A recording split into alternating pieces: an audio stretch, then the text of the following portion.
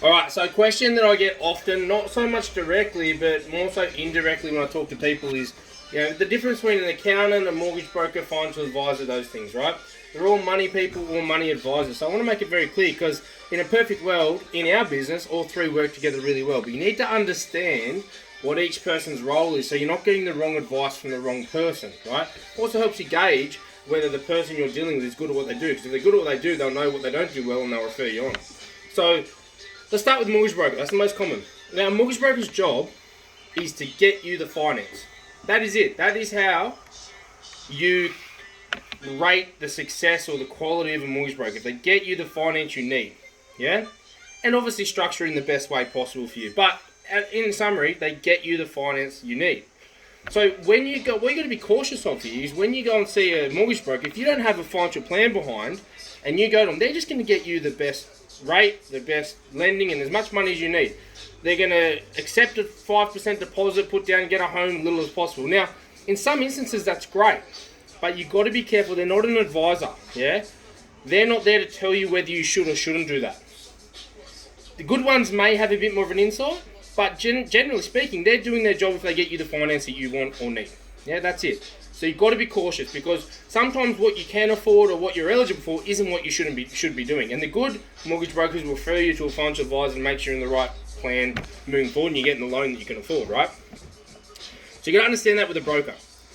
Then the next one being an accountant, okay? Accountants are an absolute integral part of what we do, especially with small business owners. So the two main things that accountants do, one is structures and setups, yeah, so companies, trusts, etc. Yeah, that's their main thing. So when we get a client who comes in who needs that stuff, we say, okay, here's what we want to achieve, here's how much we need to be paid to achieve our financial goals. Go to the accountant will set the structure up and then allow the flow of money to come through, which we manage, yeah? So they don't manage the flow of money because if accountants have their way, their job is to minimize tax. Yeah, that's their main job there is to minimize tax effectively and protect your assets from unwanted risk. So if you don't go there with any context, they're going to make you take the lowest salary that you can live on and, obviously maximize super contributions and do all these things to minimize tax. But sometimes we need to pay a little bit more tax to achieve the personal goals we want to achieve. If we're going for a mortgage, if we're going for a loan as a business owner, we might need to pay a little bit more tax to pay ourselves a bigger salary to be able to get that mortgage. Yeah, things like that. Okay, so it's really important that your financial advisor and accountant work together. Otherwise, you're going to get the raw end of the deal on one end because what they're doing is right, but might not be right for you. The other thing you're going to be cautious of with accountants is sometimes tax minimization can look a little bit like tax deferral. So their job is year in, year out to get you the lowest tax possible, the lowest tax situation in that year. Sometimes that comes at the cost of in 10, 15 years.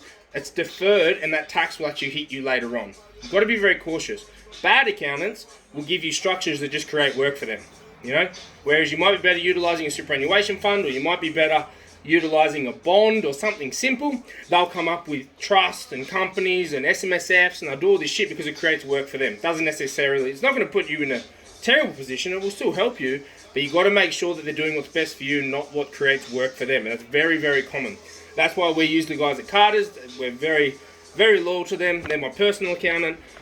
And we can't recommend them highly enough because they work with us on all our clients with all that stuff to make sure it's the perfect balance.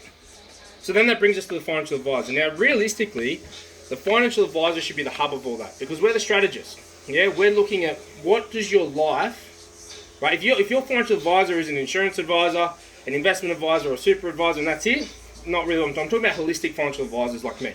Yeah, pretty much you're here, you want to be here, how do we get there? All right, that's it. Not insurance and super and all the stuff that goes around it, the actual strategy part. So it's really important you understand they should be controlling all this. They should be giving you the strategies to go to the mortgage broker and say, okay, we can only afford this much, this is what we need to lend for, this is how we need to do it. We need to go to the accountant, we need to be paid this much, etc., right? And then those support the advisor with structures off the back of that. Now, the other part that a good advisor should be doing, right? The other part that a really good advisor should be doing is making sure that if you're a business owner or whatever, that you're running your household like the most important business in your life. Yeah? Because that's what it is. You don't go into business not just make your personal life better.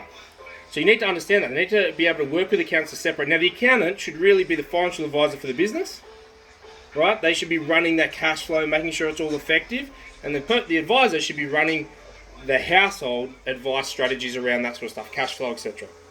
So hopefully that gives you a bit of an insight into the three major components of your financial team, what they should look like, and if you want to do an audit and review what you've got going on currently, if you want to come see us and talk to us and we can do a review and sort of give you an insight into what you should be looking at and what they should be doing for you, more than happy to. But that hopefully gives you a bit of an insight into who does what, who should be doing what, so that when you go and see them, you know what to expect and you don't let them, overstep their boundaries, and make sure you get the right advice for each section.